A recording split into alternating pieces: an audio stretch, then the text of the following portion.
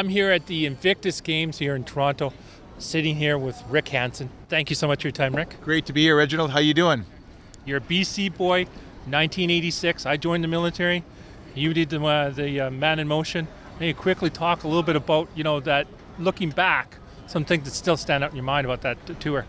First of all, coming back home across Canada at the end of the World Tour was a real highlight because Canadians got together, and as a matter of fact, almost 30 years ago, I was right here at Nathan Phillips Square with 10,000 people all celebrating the spirit that Canada was going to be an accessible and inclusive country. And who would have imagined 30 years later that here we would be, back at Nathan Phillips Square celebrating a coming together and focusing on how far we've come and showing the ability of veterans who have paid the ultimate price and have come back and participating through sport and showing potential and making a difference. It's really fantastic.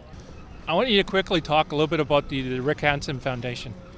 First of all, I wouldn't be here if it wasn't for veterans who created the Paralympic sport movement. And disabled veterans from around the world created games which, as a young kid, made me realize that I could actually achieve my potential and still be an athlete. And then it inspired me to make a difference and not just do the Man in Motion tour, but then continue and make it a lifelong journey through our Rick Hansen Foundation. Our vision is to inspire people to join me to remove barriers that are in the way of people with disabilities so we can liberate potential. And of course, one of our top priorities right now is to tackle the built environment, the places and spaces that people live, work, play, and learn. And we want to be able to standardize our view of universal and inclusive design for people with disabilities. We want to create professional, accredited, trained people who are all the way through the design chain, architects, engineers, city planners, advocates. They're all speaking the same thing, measuring the same thing. And then we want to certify buildings and parks and playgrounds as to whether they're minimally accessible or gold level of inclusivity. And we think we can do that and have a global standard all around the world that is going to wake people up and power them forward and remove more barriers as they figure out how to make sure that the places and spaces are accessible. So super excited about this. It's really just rolling out now, and so if you want to get involved, look us up at rickhansen.com. As we're looking at Invictus Games right now, what does Invictus Games say to you?